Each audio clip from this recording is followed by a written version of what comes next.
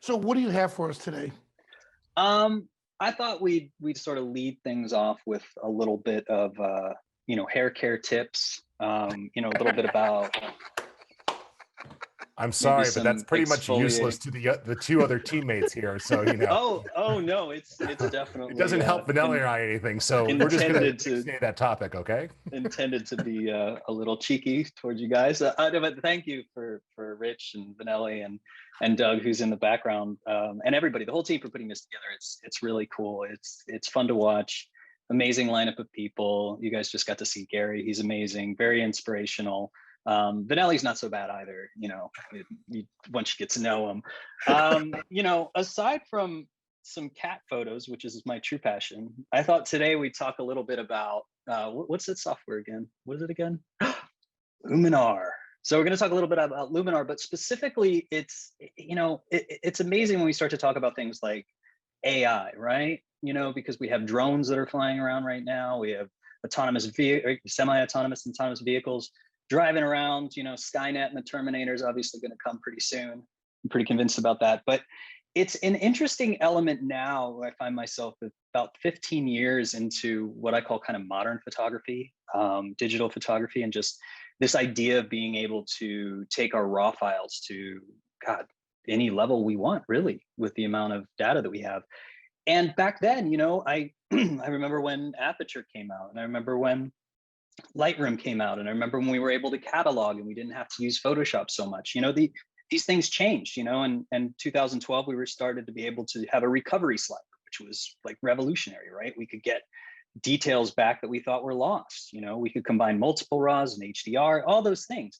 But I think what was interesting to me is how ingrained that process became, whether or not it was actually the most useful, adjusting shadows, midtones, highlights, brights, and stuff like that. I'm really starting to think of things now like if I had the tools I had now, back then when I was starting, would I be using the same process? Would the post-processing be the same? I'm hoping the result would be the same. My vision would be the same, but would I be using the same tools? And if I was using the same tools, would I be using them the same way?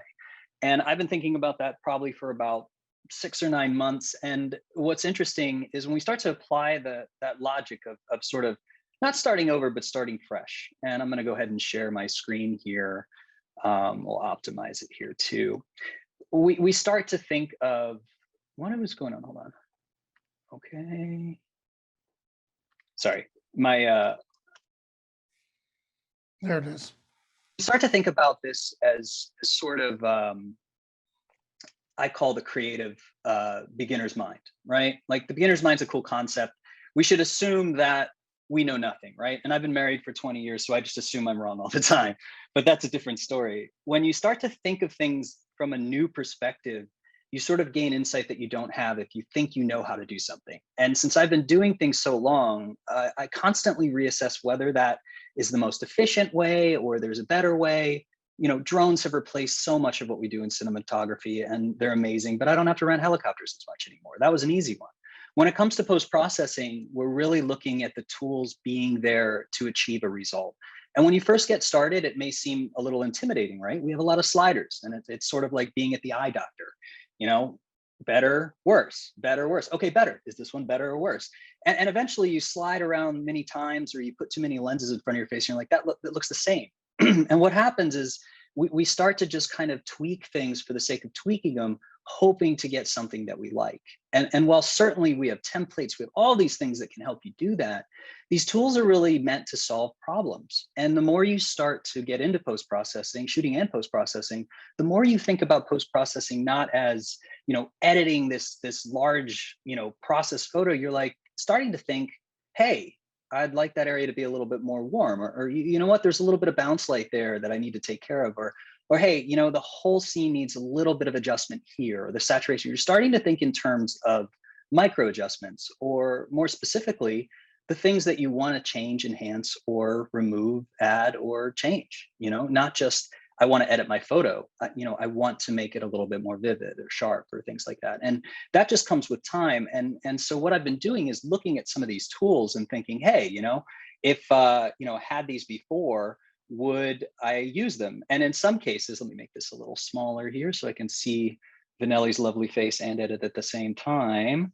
If we start to look at this as a before and after, you know, obviously these big things that Luminar has, you know, there's no doubt that Sky AI is awesome. Like it really is. And we're going to take a look at that, obviously, because that's a game changer, right? I've taught this in photographing the world. I've done this extensively. Clients all over the world ask me to change skies, add skies, and it's a painful process. And now it's easy. But there are more things that we can start to think of. If we start to look at things like this and we think about it in a classic perspective. And the reason I like to do the sky replacements and the demos because, well, it's really fun and there's actually a procedure to it that I want to show. Now, when I'm shooting these, and you can see inside of the catalog here, you know, these are all beautiful landscapes, you know, maybe not Santorini, it's hideous. I know nobody wants to go to Santorini, but most of these are really pretty landscapes. But my shooting is pretty standard once I find a composition. And if you followed some of my work, you know that, you know, it's almost like Douglas Adams said, the answer to life, the universe, and everything is 42. The answer to landscape photography is pretty much F8. I mean, it sounds simple, but I'm really like, I know I want this shot. And what I'm really concerned about is capturing everything that I need in the raw file. Not that I want to do a severe amount of editing, but I know that if this is the single file that I have, the highlights aren't going to be too blown out. The shadows are recoverable. And you can see as I start to slide this away, even with the sky, we have this balance.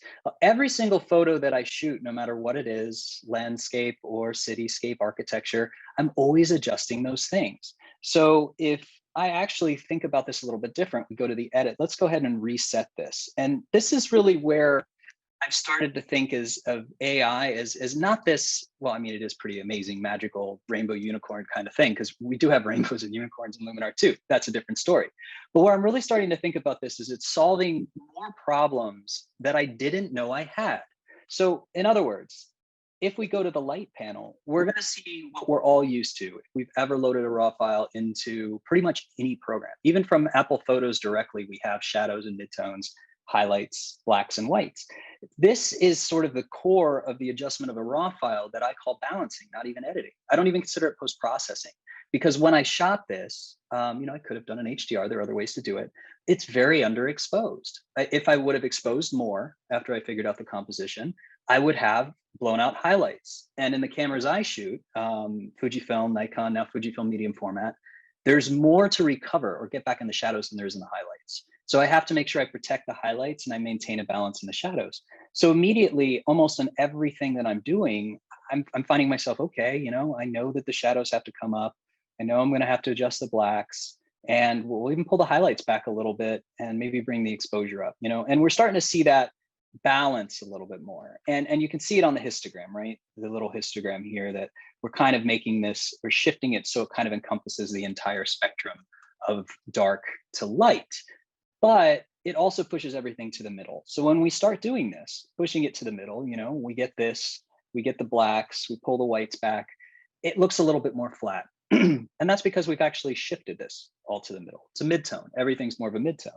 We can use smart contrast to start to get that back, adding vibrance in, you know, and very quickly we're starting to get that baseline result, but it still needs work. So I kind of call this is like the everything, every image requires some of this.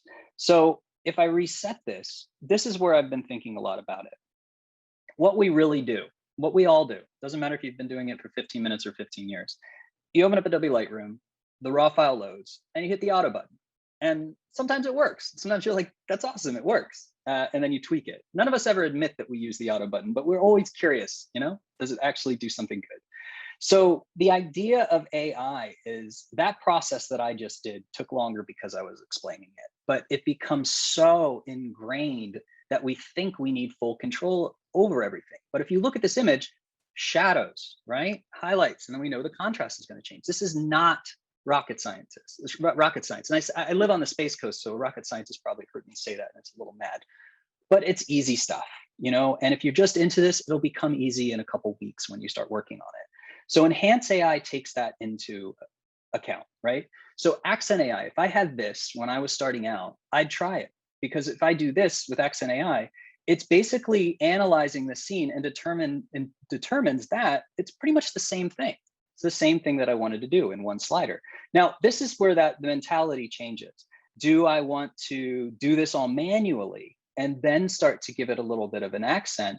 Or do I want to let the AI or the machine learning and the software take care of most of it for me and then go in and make those adjustments? And it turns out if I basically don't think about the fact that I'm doing things the easy way, which I constantly remind myself doesn't make it wrong, it actually makes it better if it's easier, that this is the way that I'd work.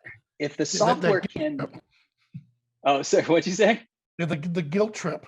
The guilt trip, yeah, you're like, oh. Oh man, and that's, you know, we get that a lot. And when we were working on the Sky replacement, and I was on that for a couple of years, a lot of people, you know, this destroys photography, but I don't care. I mean, I do care about the tools. I'm working with Luminar to make them better, but I really want the results, right? Like ultimately, I want to love this photo.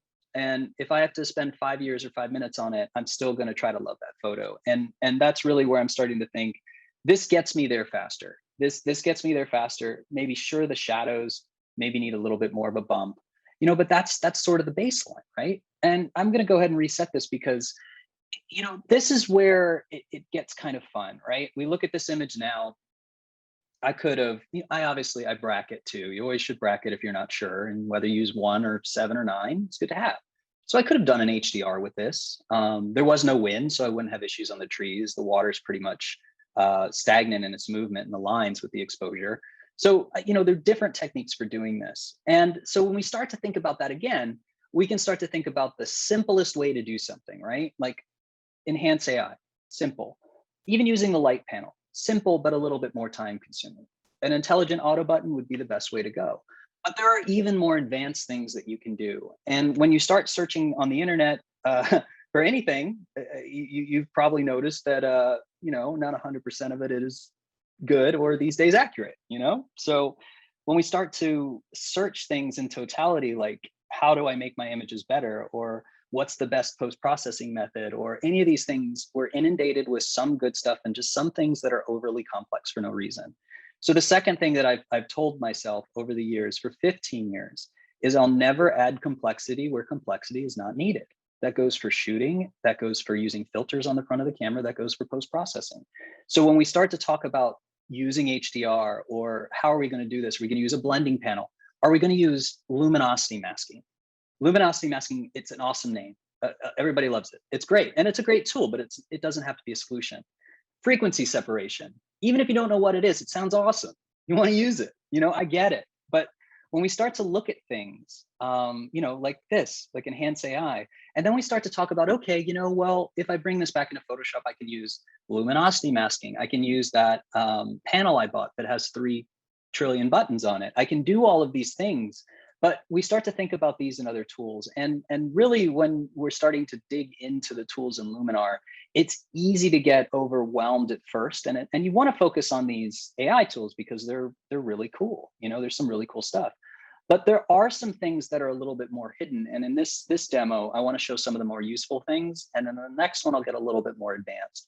And the first one is when we're on the lines of exposure or balancing, adjusting the raw, however you want to call it, we can start talking about varying degrees in between shadows, midtones, and highlights. So when we were looking at the histogram, we move the highlights to the left, we're actually pulling it all down, you know, and you do too much of that, it turns gray, it turns flat. The luminosity masking, if you're not familiar with it, is a way to use the luminance of an image to make specific selections for further editing. So if you were to turn this into a black and white image, that's the luminance. White is selected, black is not selected. You can fine tune that. So you can select midtones, highlights, shadows specifically in Photoshop, add color and tweak things to some varying result, but you're not doing it on the raw file. This does it on the raw file. So a tool that's often overlooked is super contrast. So sometimes now with super contrast and accent AI, I don't do anything in the light panel. Because what super contrast does is similar to luminosity masking. It not only adjusts that highlight point, in this way sort of rolling it back from being blown out, it also calculates things in between. So it's not just moving a value from one side of the histogram to the middle. It's actually filling that area with a little bit more data. So if I start to do this in the highlights, you can see that it's going to fix that exposure issue, but it's also going to start filling it with rich value. Now, there's not much there. That's why there's a sky replacement. But we do the same thing in the shadows come up, but you can see it's not doing the same thing it did in the light panel, it's actually adding and compensating for the contrast. That's the difference. So we're not just shifting the histogram, we're looking for micro contrast in between shadows, midtones and highlights, or shadows and midtones. If you used Photoshop back in the late 90s, we call those quarter tones, but I don't think we have quarter tones anymore. Do we have quarter tones? Do we use quarter tones anymore, V? I don't think so. No. No, we don't. So It sounds cool. cool. It sounds cool. Let's call it, let's adjust the quarter tones. And this is really fun. So, you can do this very easily, maintain contrast and not have to worry about too much. You can also see the highlights here. If I sort of move in on this, we're going to see those highlights kind of fill in. It's not just turning gray, it's filling in. Then we can take it to a different level. Mid-tone luminosity masks are fun because if you're new to photography and new to post-processing, it seems really advanced, but it's actually like the simplest thing. But a lot of people like to show that because it seems advanced, so it seems right. Now, what that actually does is, it doesn't really move the midtone point like the exposure does. Exposure to the right, brighter, to the left, darker. What it's actually doing is trying to split it. In other words, it's spreading all of that contrast out. And that's what's kind of neat in the midtone contrast. So we're actually going to start to see sort of these rich values in between. So when I start to do this, you can see that we're getting more of a value change here, more of a value change here, while even if we push it to the ridiculous degree, those sharp highlights stay intact, those shadows stay intact. So we're not breaking anything. So very quickly, without ever touching a light panel, this can be applied. Now, super contrast is extremely useful and it's become sort of a go-to. Obviously, that still leaves the ultimate level of changeability and modification, because we can still go in and change these things. And other instructors will go over, we can do this selectively with paint. We can do it with sort of adjustment layers, different things like that. There are so many ways we can do this. But super contrast and this enhance AI slider has pretty much solved it. And you can always roll it back. It's really easy. So very quickly, we get this to the point where, it's going somewhere. I'll like to add a sky to it, at the end. But let's take a look at this too. So this is Santorini. It's I joke that it's hideous, but I mean, it really does. It really does look like one of the most beautiful places in the world. It's very romantic, very beautiful. And right now, for the next couple of months, if you do have the opportunity and you have the vaccinations and you feel good, Greece is open. So you will get to experience this place without, a trillion people. So it can be a very special experience. But this one's, it's got some stuff going on and it's got the sky replacement. At the baseline, it's actually a pretty simple scene. And again, there wasn't anything super fancy that I did with this. I just made sure the important thing was I liked the composition. I made sure everything was in focus. And then I kind of locked down my settings. And the most important reason that I did all that early was because I bought like 2 liters of wine. So you make sure you set everything in camera first, then you start drinking the wine. Remember that, V. That'll save your life someday. So if we look at this again from the beginning, I'm not going to explain too much about the sky selection, but I'm just going to go ahead and drop in a sky because this is sort of a lesson on relighting and scene relighting. I'm going to pick the same one that I had before, and I'm not going to do too much to it. I just want to show that, this is my custom sky pack that I have. There are 2. There's one that's sunset and one that's just blue hour. But I'm not going to make any changes because I just want to kind of bring up the scene relighting. So if we look at this before, we have a very blue sky. Getting into the blue hour after sunset, this happens too. We have quite a blue cast on things.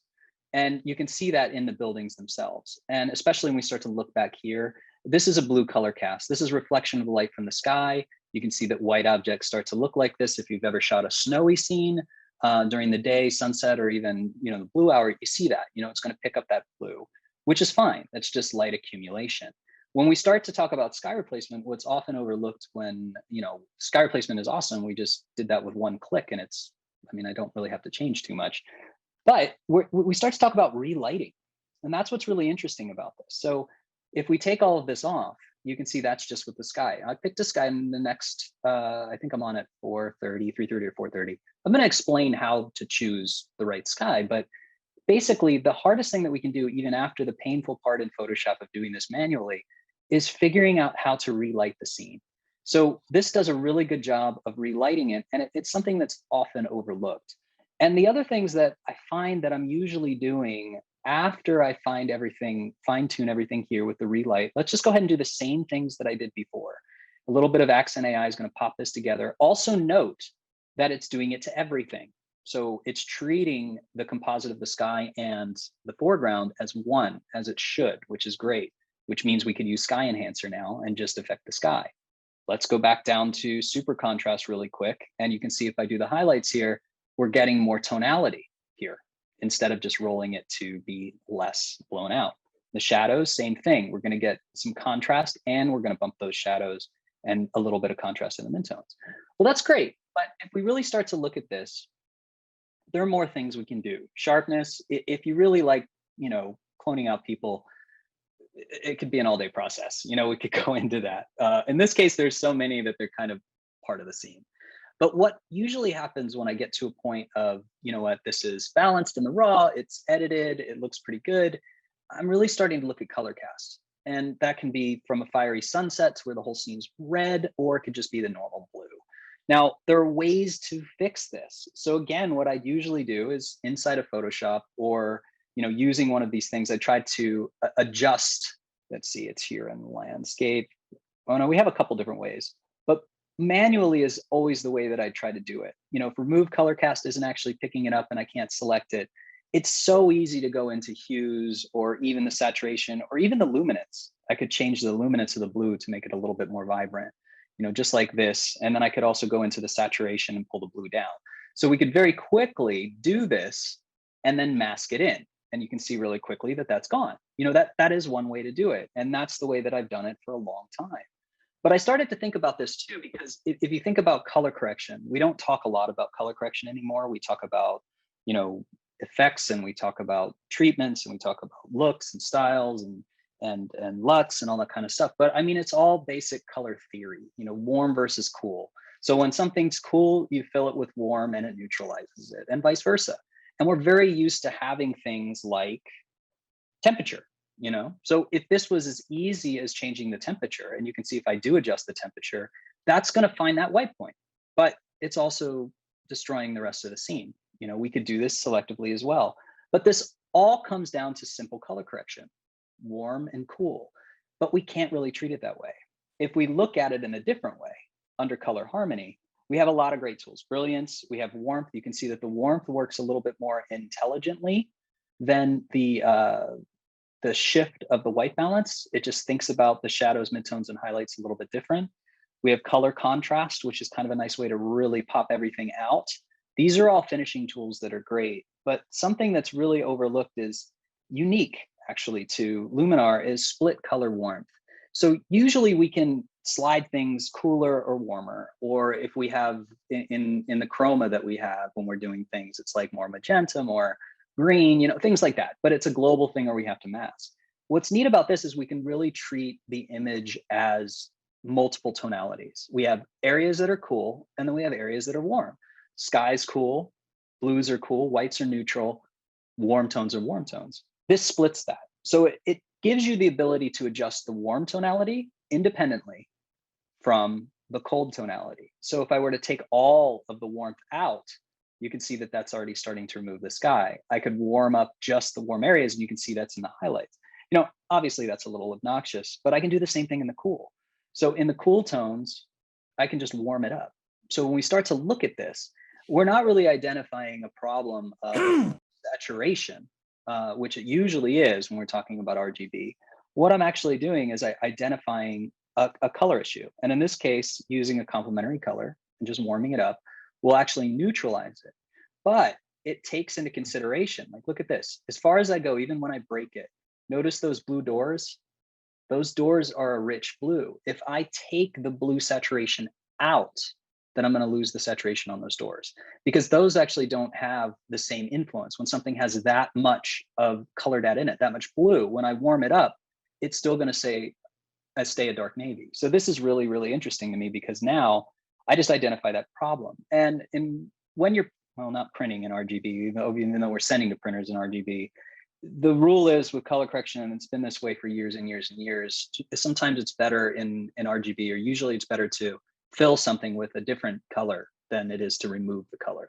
So in this sense, we're actually, instead of removing the blue, we're filling the blue with a warmer tone. And again, that just starts to neutralize that. And even in the, like if we go ahead and show this before and after, even in the sky here, well, oops, that's not what I wanted to do. That's the other thing that you'll learn. It doesn't matter how many times you get into this, you're still going to mess something up. It doesn't matter how many times you clicked on something. But if we look at this here, what I wanted to show is even in the sky, it's really not doing that much in a negative way. So I could mask it out, but here I don't really need to. Even if I push it a little bit further, it's not really affecting those colors that have tonality in both. And this is a mixture of warm and cool together to create sort of a purple hue. The only area that I might want to mask out is here, or just leave it because it looks pretty good, or just warm some of this or cool some of that back down. There's a lot of ways to avoid masking, but if we wanted to mask, it's also easy to do that. You know, I can just paint or erase the area that I don't want it to affect, just like this. So in that sense, we can do the same thing, but very quickly and in a different way.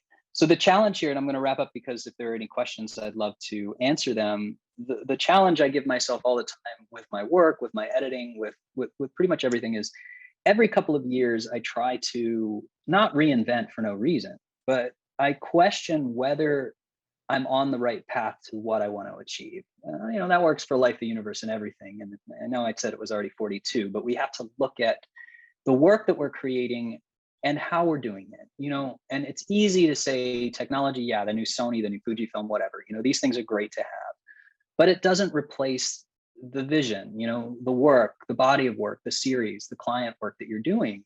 And sometimes it's about speed and efficiency. Sometimes it doesn't matter. To me, sometimes it doesn't matter. When I'm working on a big project where I have to shoot an entire state in 2 weeks, yeah, I want, you know, fast results, but mostly I want results that I like. And so with technology changing as fast as it is, with AI tools advancing to the point where it's like the best auto button ever, if it's solving the problems that you're looking at or the issues that you're facing in your photography, there's no reason not to embrace it. If somebody gives you a really complex answer to a simple problem, even if it does solve that problem, question whether the complexity is needed. So that's the rule that I follow from the beginning, and when I teach and when I shoot and pretty much when I do anything in life. Like, who wants to add complexity? Never add complexity where complexity isn't needed. And I think that's where we're starting to see these tools like Luminar and these AI features really, you know, not just take that pain away, but just give us the ability to not have to work so hard to get what we already know we want. Exactly. Great job.